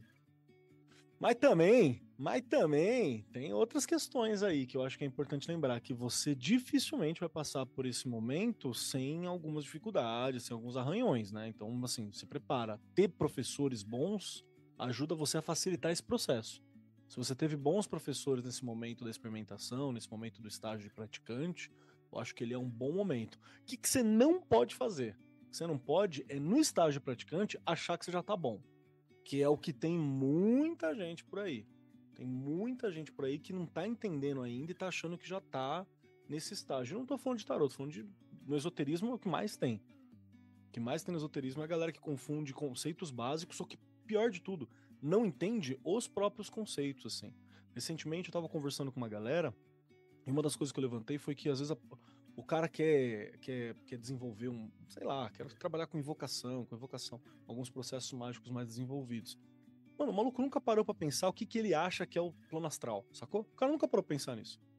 Então, se você não parou pra pensar nisso, você não tem nem a base teórica da prática que você quer fazer, sacou? O que é? É morto que existe? Não é morto? É cascão? Não é? Tem outro mundo? Não tem? É psicológico? É tudo psicológico? Não é? Pelo menos na sua cabeça tem que ser isso razoavelmente organizado para poder realizar algumas coisas, mesmo que você mude depois. Mas o cara nunca parou para pensar a esse respeito. Entendeu? Nunca parou. E aí você tem um problema seríssimo, porque algumas coisas no mínimo, não vão funcionar. E o que pode dar é pior ainda. Você, né, chamar Jesus de Genésio e achar que tá no lugar certo, assim, você tá confuso, na verdade. Quer falar alguma coisa sobre esse estágio, Grau? Cara, eu acho que assim, principalmente a relação de, mas isso até onde eu posso começar a cobrar e tal. Galera, assim, o grande problema vamos falar de novo agora de esoterismo, tá? Porque esoterismo você não tem, ninguém vai te dar um diploma, bater nas suas costas e falar, faz o que você quiser. Certo? Não é um curso superior. Né? Então você não pega o teu diploma em faculdade e acha que você é formado e que você é foda. Não, porque muitas vezes você tem que lembrar que, inclusive, quando você está começando, você não é foda. Você pode achar que você é foda pra caralho, mas você não é. Tá? Agora, como aqui não tem essa situação, quando a gente se coloca nessa situação, a gente precisa de um processo de validação, que foi justamente o que o Caio falou, certo? Eu vou fazer uma tiragem com os amigos. Não vai cobrar nada, você vai estar. Preciso de cobaia, você vai para os amigos, preciso de cobaia, preciso testar. Você vai ali fazer suas tiragens e ele pede para eles te darem feedbacks depois. Puta, foi aquilo que aconteceu? Foi aquele caminho? Deu certo tal situação? Deu, né? Depois de um tempo você começa a ter validações positivas. Olha, tá funcionando. Enfim, você começa a lapidar a forma que você está se comunicando e tal. Com o tempo, conforme você vai tendo validações positivas, aí sim você pode pensar em, de repente, então eu vou abrir para qualquer pessoa, vou cobrar R$10 para tirar, sei lá, 15, 20 minutos. Vai tendo validações positivas, aí você começa a pensar numa estrutura um pouco mais profissional, onde você vai definir qual é a tua forma de tiragem profissional, porque tem isso também, tem estruturas diferentes, assim, tem gente que cobra no jeito X, tem gente que cobra no jeito Y, tem gente que atende em vídeo, tem gente que atende por WhatsApp, tem gente... Então, tem N formas diferentes como você quer trabalhar, e aí, a partir dessas validações positivas, é que você pode começar ou não a entender que você já está um pouco mais avançado que o normal, certo? Boa. Posso puxar a próxima? Pode. Que aí você tem um rolê do tarólogo consolidado, né? Que é quando você já começou... Bom, você tem uma taxa de eficiência, entre aspas, assim, ou de acertos. Usar isso como métrica também é foda. Você tem uma taxa de funcionamento mesmo do rolê todo grande, tem pessoas que te procuram para isso. Você entendeu alguns limites de ética, de gestão emocional também, que é outro rolê que você vai ter que ajudar a desenvolver. O Grola mesmo falou, ele teve que aprender umas certas habilidades, desenvolver algumas coisas. Você tem que desenvolver o feeling de quando que é paulada, quando que é carinho, quando que é mão, quem é que tá ali. que tá acontecendo. Uma coisa que é muito difícil e que é um sinal de que você já está um tarólogo razoavelmente consolidado é não projetar uma opinião pessoal numa leitura de uma carta determinada. Tem espaço para sua opinião pessoal? Lógico que tem. Você olha para o consulente e fala, posso dar minha opinião pessoal? Se você quiser fazer isso, não tem problema. Mas não projetar isso numa carta que está ali presente. É outro ponto que é importante, porque senão, né, fica meio confuso. E aí, talvez, você entender a diferença entre saber ler e saber transmitir também é um ponto aqui. Que aí talvez seja a hora de você começar a pensar como alguém que vai instruir em algum momento. Mas aqui já dá para você ler profissionalmente, provavelmente você já lê. Só que nem todo mundo também que está consolidado e que lê bem profissionalmente tá pronto para ensinar, que é o que o Grola falou lá atrás. Não quer dizer que você tenha didática, não quer dizer que você tenha paciência, não quer dizer que você tenha a humildade que precisa também para ensinar, ou o orgulho que também precisa ter para ensinar, porque tem hora que você tem que bater de frente, né? Quem é professor sabe disso, tem hora que, porra, é você que tá ensinando, caralho, entendeu? Então você tem que fazer esse ouvido, você tem que mostrar, não, esse aqui é meu ponto, né? Não vou falar algo só para te agradar, não é isso que vai acontecer. Então, o processo de instruir é um outro lugar, né? Como tarólogos consolidados, assim, o que vocês acham que é importante, que ajudou vocês a perceber que, ok, eu já não estou só aprendendo, eu estou aprofundando, explorando, o meu aprendizado aqui é um outro momento. É que assim, essa é uma situação tão... Aquilo que eu falei, chega um momento que as pessoas estão tirando dúvidas com você. E como a minha trajetória é meio muito natural, diferente, né? Como a minha trajetória foi desenvolvida muito diferente, para mim tudo isso é meio confuso. Eu começo a ensinar antes de tirar profissionalmente. Né? Porque assim, você vai tirando dúvidas, você já está produzindo, você está tirando dúvidas, mas eu particularmente não era um cara que me sentia muito à vontade em tirar profissionalmente. Na verdade, não é nem profissionalmente, eu não me sentia à vontade de tirar para outras pessoas, porque eu sabia como eu me comunicava. E eu sabia que muitas vezes eu não tinha freio. Então isso me criou uma resistência durante muito tempo. Então, para mim, esse é um ponto bem confuso, porque para mim é tudo misturado. Mas você sabe que só de perceber isso já demonstra que você não tava no nível de só quem tava explorando, tá ligado? Porque você tinha um domínio suficiente para olhar e falar assim, ok, eu sei fazer isso, dá para fazer, funciona para mim, só que eu não faço porque, né, não tenho freio, não aprendi a lidar com isso, tenho que desenvolver algumas habilidades para eu poder fazer isso, né, prontamente. Eu acho que só de ter esse feeling, porque aí que tá o rolê. Quando você é burro, é que nem quando você morre. Se pá, não é você que sofre, é os outros, tá ligado? Não, se pá, não é você. Você só tá lá fazendo merda e você tá achando que tá ótimo, né? E agora, quem tá em volta é que é foda. Quem tá em volta que fica assim, rapaz. E aí a mesma coisa como quando você morre, quem tá em volta tá sofrendo, não tem nem como te dar esse toque, porque você não entende, você não tá lá pra entender. Entendeu? Quando você é tapado, às vezes é isso que acontece. E de novo, não tô falando nem como uma crítica, porque quando você tá no nível né, que a gente tá chamando de nível de cavaleiro ou de príncipe, que é esse nível de praticante, você vai ter áreas que você é burro mesmo, não tem como, cara. É parte do processo. Eu não tô nem te culpando por ser assim, eu não tô nem me culpando por ter sido desse jeito. Né? A galera que tá em volta tem que ter a paciência. Ou não ter a paciência, dependendo do que eu preciso, do tipo de direcionamento que eu preciso, né? Então acontece. Manda aí, Caio. Eu acho que o problema nesse estágio, o meu pelo menos, foi justamente a projeção de opiniões pessoais.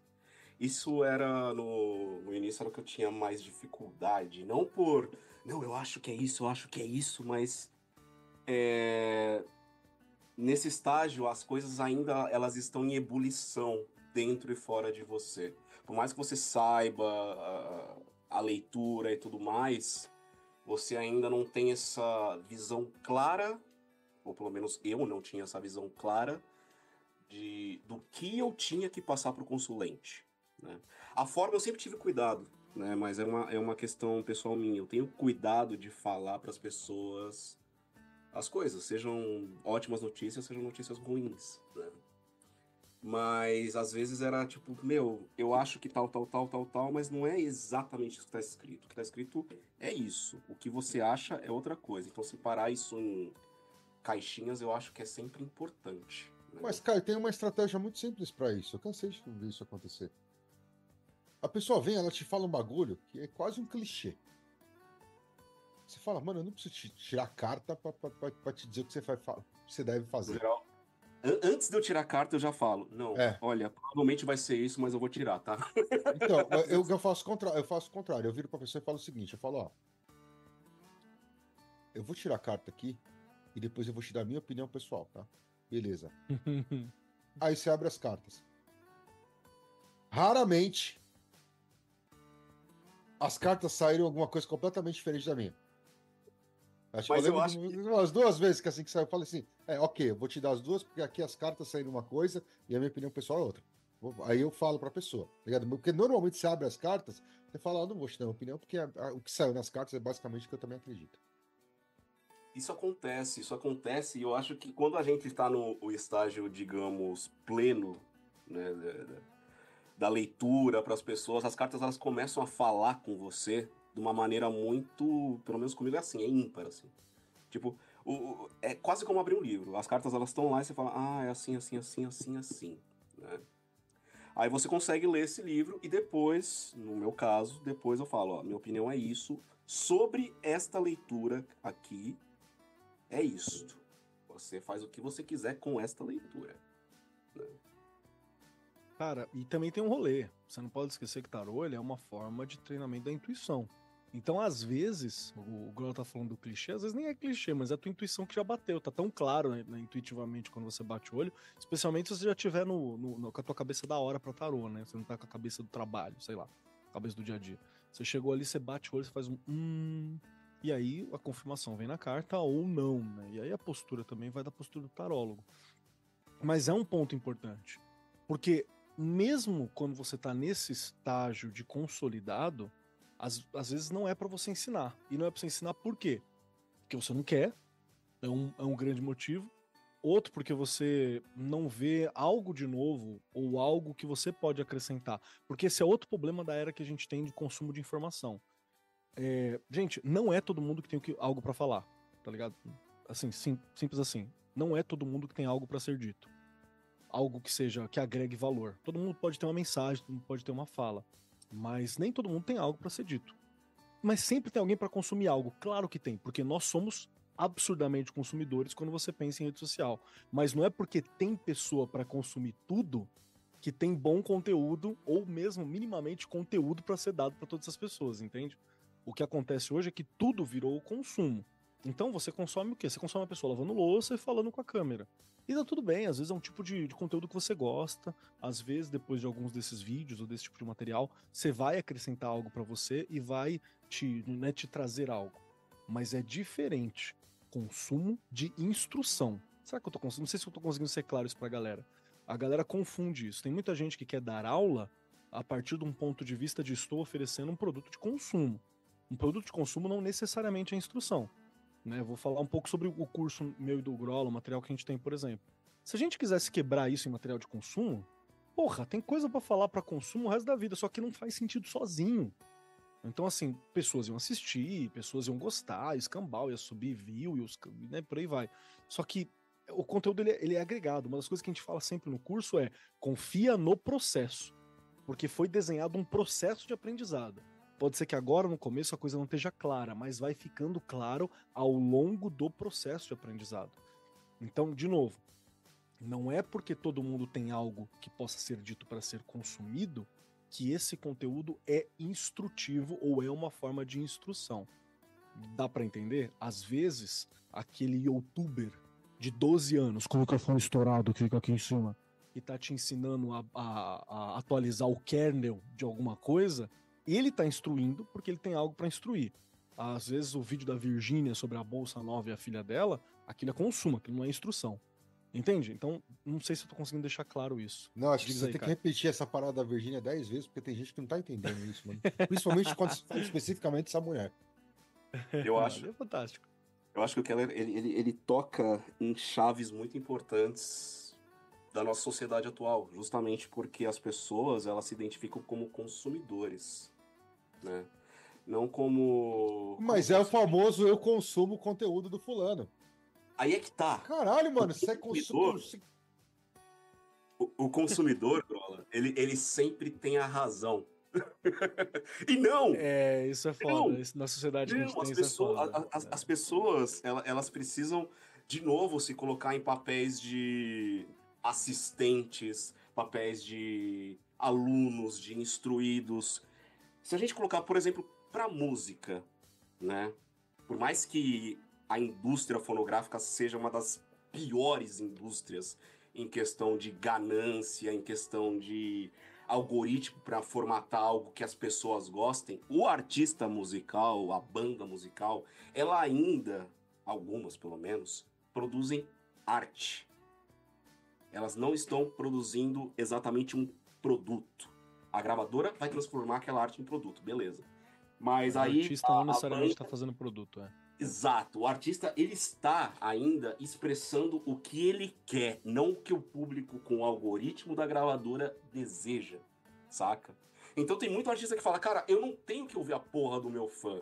O meu fã, ele virou meu fã porque ele gostou do que eu faço como arte. Agora, se eu ouvir o meu fã, o que eu estou produzindo é produto. Né? E o meu fã não é mais um fã, ele não é mais um assistente, ele é um consumidor. Eu acho que isso vale também para tudo que é ensino, saca? De fato, quando você está no papel de aluno, você não é um consumidor, você é um aluno.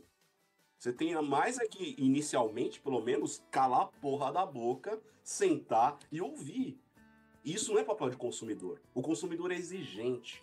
O consumidor, ele contabiliza o que ele pagou pela expectativa que ele quer receber. Tivemos exemplo recente disso também, né, Keller? Inclusive, chegou um dado momento que eu mandei uma mensagem para o Keller e falei, Keller, é melhor você responder isso, porque se eu responder, aí é de novo onde entra o Grola robô e o Keller ser humano. Aí o Keller respondeu de forma humana, porque eu estava prestes a falar, mano, vai tomar no seu cu. O Grola já estava pedindo pix para devolver já. Exatamente. Olha o seguinte, tchau. Foi uma questão que depois o pessoal falou, não, faltou não um pelo assim, ó. Faltou um pelo assim, pra me chutar o cara e falar assim, ó, toma no cu. A minha média é que se eu for bonzinho, o Grola tá explodindo. Se for bonzinho, eu devolvo. Senão você toma um soco. Mentira. É que a minha média é o seguinte, se eu tô irritado, o Grola tá explodindo, tá ligado? Essa é a média que a gente viu. Foi uma questão que já aconteceu numa das nossas aulas. Mas nesse ponto eu quero só repetir também que não quer dizer que a tua criação artística, ou mesmo a tua aula não possa ser um produto no fim. Mas o produto é o final do processo, entendeu? Se você já nasce com ele no pensamento no começo, aí é foda. Por exemplo, o Grola e eu até hoje tem dificuldade para especificar nossas aulas como fechar o produto das aulas, sabe? Até hoje a gente tem algumas dificuldades para isso, sobre como vender, como separar, como dividir. Por quê? Porque ela foi idealizada como aula. Qual que seria o mundo perfeito? O mundo perfeito foi se a gente tivesse um mês da presença dos alunos num lugar físico para dar essa aula pelo menos uma vez por semana, tá ligado? Por 4 horas ou 5 horas na semana. No máximo, isso, né? A galera entrando e a gente trocando ideia e fazendo um dia no final de prática com uma comidona no fim, porque foi pensado como aula, né? Aí para adaptar isso para vídeo, para adaptar isso para outras coisas, para fechar a precificação, para poder dar o molde de produto que precisa para vender, porra, é um trabalho. Então, de novo, que é o que eu acho que é legal falar pra galera, nem sempre, né? Porque você tem algo para ser dito, isso que você tem para dizer é uma instrução ou é algo importante. Não quer dizer que você não seja um bom tarólogo, não quer dizer que você seja um bom professor, não quer dizer que você não seja uma par de coisa que você quer aí. E não quer dizer também que não vai ter gente que vai pagar ou vai consumir o que você tem para oferecer, porque vão pagar e vão consumir tudo. Há mercado pra tudo, gente. Deve ter gente ensacando bosta e gente comprando, tá ligado? Água e eu não banho. tô brincando. Não lembra? Água de banho. Lembro do rolê da água de banho. Que teve gente que pegou herpes, inclusive, num rolê desse de água de banho e tal. Então, não é água de banho, né, mano? Vamos lá. É água de xereca. Vamos falar o nome certo pras coisas. Era isso que a galera queria, né? Inclusive. Se tivesse colocado assim, acho que eu vendido mais. Vendia mais, porra. Isso eu tô trazendo isso tudo porque, assim, professor não é freestyle, tá ligado? Ensinar não é freestyle. Ensinar tem alguns métodos. Dá pra ensinar freestylmente? Às vezes você tem um bom aluno, e bom aluno aprende em qualquer lugar, tá ligado? Bom aluno tira lei de pedra. Mas não quer dizer que você é um bom professor também nesse processo, sacou? E tem também o talento natural, tem o talento natural, né, cara? De novo, a mesma situação que a gente viu um exemplo de um cara que chegou uma hora que eu vou nessa porque eu falei, mano, esse cara acho que ele já joga. E aí eu mandei mensagem pro cara, e não, mano, o cara é iniciante. Mas o cara tem um puta feeling, tá ligado? Eu falei, mano, você tem que continuar nessa porra, porque você nasceu pra esse negócio, velho. A intuição dele é boa, a intuição dele era muito boa, a gente conversou, inclusive foi um ano né, que a gente fez um esqueminha pra facilitar pro cara também. Mas é igual o Mário Arcanjo brincando com a corte. É bizarro. Rapidão ela pegou. Bizarro. Mário Arcanjo, é uma aluna nossa que quando a gente desenvolveu a técnica de corte, eu tinha dificuldade para lembrar das coisas. A Mari, ela automatizou isso antes de mim. E eu sou um dos professores. Tá ligado? Eu tinha que ter uma tabela, tinha que dar uma olhada, papapá. Ela automatizou isso antes. Ai, mas como pode, não sei o que, não sei o que. Cara, ela tinha uma facilidade. Ponto final. Você entendeu? É o talento natural tá para desenvolver aquela metodologia, aquela estrutura. Entendeu? Isso acontece. A organização da cabeça dela meio que conseguia receber aquilo com mais facilidade, assim, não sei, não dá pra explicar exatamente o que é. Lógico, se ela parasse e nunca treinasse, outra pessoa estudasse pra caramba, ia passar ela, porque talento natural não supera esforço também. Você tem que ter esforço e talento natural, que aí você vira um gênio, né? Então, essa é outra questão que a gente tem que levantar. Acho que é isso aqui, né? Vamos só falar sobre o problema de você acelerar o processo? Acho que é legal, né? Pontuar isso. De novo, cara. Assim, quando a gente vê lá no começo o cara querendo meter o pé no acelerador, você pode só dar risada e ficar olhando. Você pode incentivar para o circo pegar fogo? Eu não consigo incentivar, não. Se eu percebo que é uma pessoa que tem capacidade para ouvir, eu alerto. Se eu já me liguei que não é, eu deixo que foda-se. A minha questão muitas vezes entender quando que essa pessoa realmente é uma pessoa que acha que é um nível que é independente da linha de assunto que você está buscando, que aquilo é um conhecimento muito simples para ela, e aí ela é só uma iludida, e aí ela vai quebrar a cara e tá tudo bem, ou quando a pessoa é picareta. Porque a gente sabe que durante esses últimos anos a gente viu surgir muito picareta. Entendeu? E inclusive, enfim, obviamente, depois de ter alguns indícios que você bate o olho enfim, você sabe, puta, ó, isso aqui é picaretagem. Inclusive, teve um que eu cansei já de dar alerta pra galera, ó, picareta, e foi dito e feito. Ele pegou, levantou um caminhão de dinheiro e sumiu. Certo? Então, a minha questão é, quando é inocência e quando é má índole. Porque quando é inocência, você tem a escolha ainda, avisar ou não. Você pode avisar o cara, falar, mano, você tá garoteando aí. E ver se o cara escuta você ou não. Ou você pode deixar se fuder e ficar dando risada. Agora, quando é picareta, você precisa alertar os outros. E os outros, muitas vezes, são aqueles que não escutam. É verdade, os outros são um problema. Entendeu? Peraí, Grola, você tá falando a nível de professor, certo? Você sim. alertando um aluno. Não só a nível de professor, Caio, a nível de vamos lá. Hoje, pra gente dentro do MITS, é muito fácil entender que assim, nós temos muitos alunos que não têm interesse nenhum em se profissionalizar com o tarô. Eles não estão buscando ali uma ferramenta para os profissionais, estão buscando uma ferramenta para o pessoal. Mas a gente tem alguns que sim, vão se profissionalizar com isso em algum momento, certo? Muitas pessoas que buscam o tarô estão buscando se profissionalizar. A grande maioria, inclusive, não quer dar aula, quer aprender para tirar carta, para trabalhar tirando carta. O lance do picareta muitas vezes tem a ver com isso também, entendeu? É assim, porra, é nítido que você não sabe ainda o suficiente para tirar cartas para outras pessoas. É uma coisa que eu falei, inclusive, em um dos últimos temas, eu falei assim, cara, quando você está tirando cartas para alguém, você, de certa forma, você está tentando ajudar essa pessoa a alguma coisa. Isso aqui não é adivinhação barata. Certo? Porque a gente até tem toda a questão conceitual, entendeu? O tarô não adivinha nada, o tarô vê tendência e assim, cara, existem mais de uma tendência, enfim, aí cai em todo um panorama enfim, que perderemos muito tempo explicando agora, certo? Mas a minha pergunta é, o picareta, ele é resiliente em aprender, tipo... Porque não me parece quando ele tá a nível de aluno de vocês, por exemplo. O cara que quer acelerar, tipo, não, agora já vou começar a ler e tal, aí ele quebra a cara e provavelmente ele volta pra vocês falando de alguma coisa. O picareta, eu acho que ele nem apareceria Não, não, mas eu não estou falando justamente do nosso aluno. Estamos falando assim, cara, pô, o cara que assim, o cara surge do nada. Do nada. Pô, apareceu um fulano, o fulano tá falando. Quem é esse cara? De onde ele veio? Qual é a escola dele? Quem ensinou? Entendeu? E aí ele tá falando e você tá vendo, porra, tá falando groselha.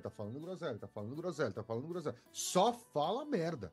Entendeu? Então, assim, pra gente, de novo, aquela história que ela falou lá no começo, de identificar na literatura quem é um bom autor, quem é um mau autor. No final das contas, chega um momento que você identifica, às vezes pelo linguajar, pela forma como o cara tá vestido, se o cara é um picareta, se o cara não é.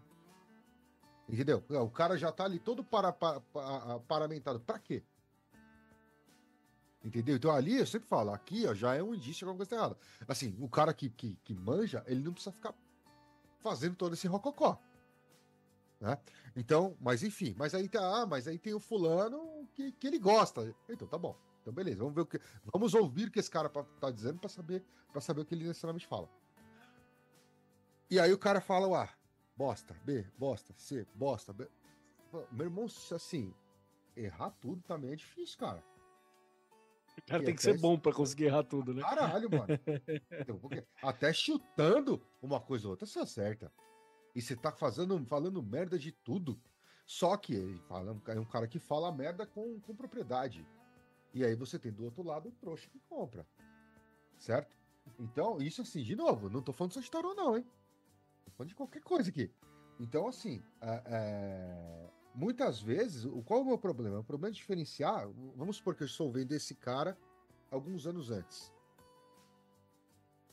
Este cara, ele já começou na má índole, em ser um picareta, ou ele só acelerou o processo? Aquela coisa do Dunning-Kruger. Ele parou lá em cima na parte onde você é mais estúpido. Ligado? Eu, muitas vezes, lógico, que em algumas situações, quando o cara começa a se expor demais, começa a ficar mais claro. Mas às vezes... Sabe quando... Não é demais. Sabe quando a mentira começa a ficar muito... Não é difícil, ela realmente fica cara de você enxergar a realidade, assim. Cara, eu não vou lembrar, infelizmente a minha memória não tá a melhor das coisas, mas existe alguma coisa na ciência que eu vi em algum podcast que é das pessoas que elas vão acreditando em algo que chega num ponto que se esse algo cair, a pessoa ela contabiliza.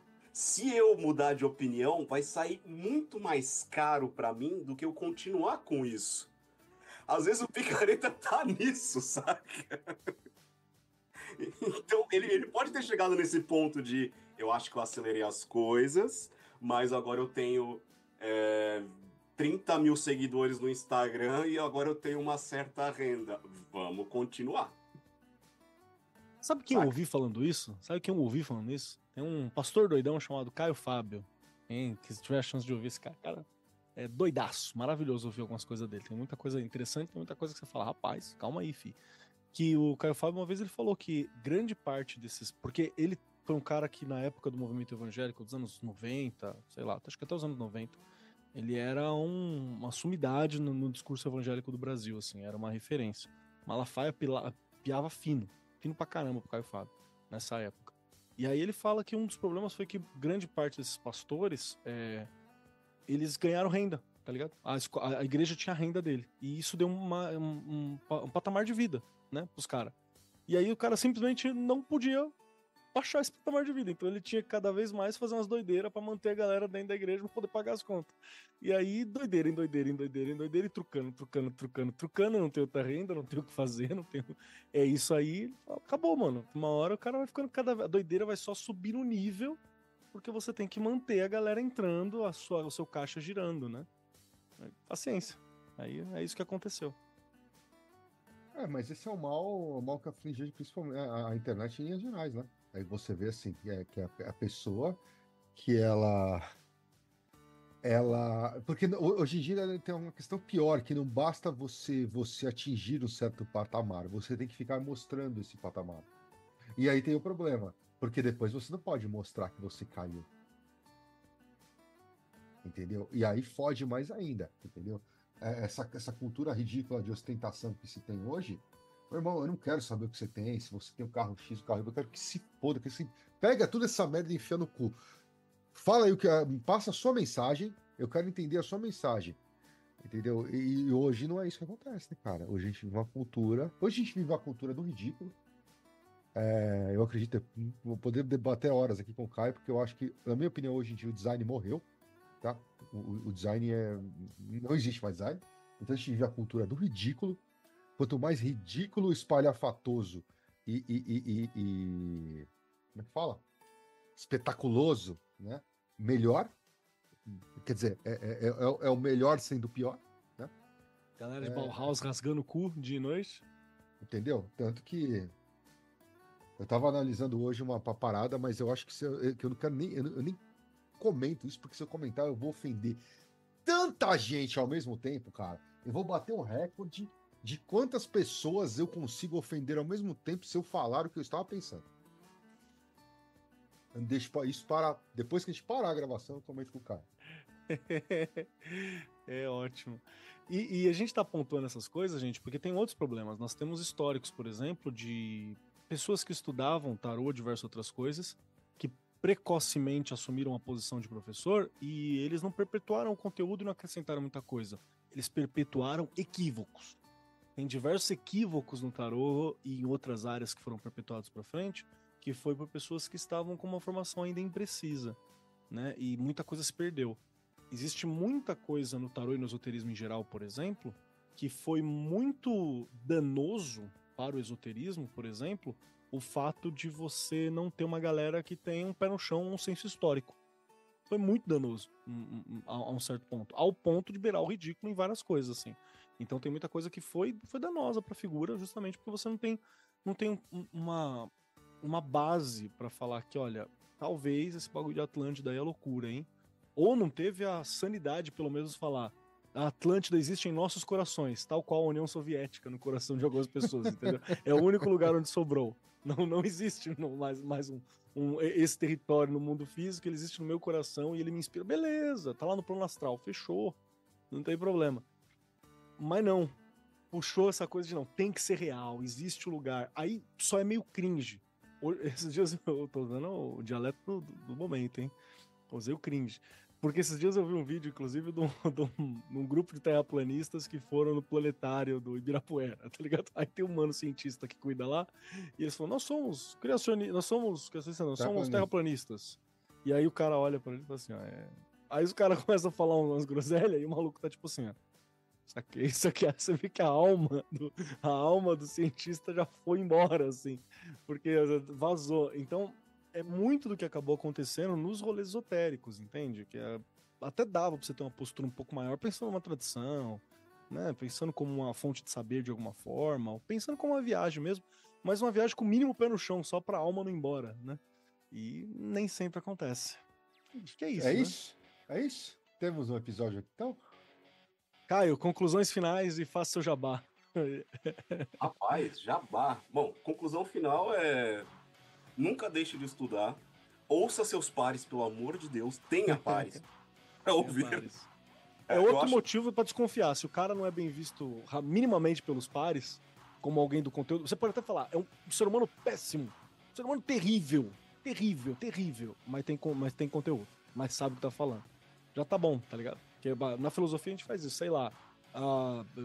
Tem vários filósofos de direita que são um lixo, porque não tem muitos também. Mas todo mundo olha e fala. O Keynes, o cara que tirou lá, a teoria dele tirou os Estados Unidos da Grande Depressão, ou o Sloterdijk, que são filósofos de direita, mas porra, os caras é bom. Os caras é bom. Pode ser um ser humano terrível, pode defender umas coisas que eu não gosto às vezes, mas os caras é bom, entende? Então, pelo menos, tenha pares, né? Seja identificado por eles. Muito bem lembrado, cara. É um ótimo indício. Eu acho importante, eu acho bastante importante, até pra você ser resguardar dessa galera que aparece com um design sensacional no Instagram, as explosões e tal, parecendo Walter Mercado e, bom, a gente já sabe. Eu acho que nunca deixar de estudar, eu acho que é importante. Sempre dar uma lidinha. Uma coisa que a gente, passou pra caramba, anotem. Como diria o Vignoli, anote seus resultados, sabe? Tipo, cara, escreva. escreva, né? Tenha suas anotações, tenha as primeiras anotações das suas leituras. Nossa, as minhas primeiras anotações são terríveis, eu sei que tá tudo errado. Mas, cara, é importante você ter essa linha de evolução clara. Ou desenhe, né? Se você não for bom de escrita, faz como o Grola, desenha, anota de alguma forma. Né? Desenhe. E é isso, gente. Rede social, ultimamente, eu deletei meu Twitter faz tempo, né? Já que a Karen Foguetes ferrou com tudo lá. Então eu tô lá no Blue Sky, no Instagram, como Okaio-san. Sim. E é isso. E muito obrigado pelo convite. Foi muito bom. Perfeito, perfeito. Eu acho que, gente, respeitem os seus processos, né? Acho que é o principal. E busquem conhecimento, como diria o ET Bilu, esse grande ícone do conhecimento brasileiro. É isso aí. E não esqueçam de catarse.me/lifrod, LIFHOD. Deixa ali seu cafezinho, sua cervejinha mensal para nós darmos continuidade neste projeto. Beleza? Até o próximo mês, pessoal. Bye.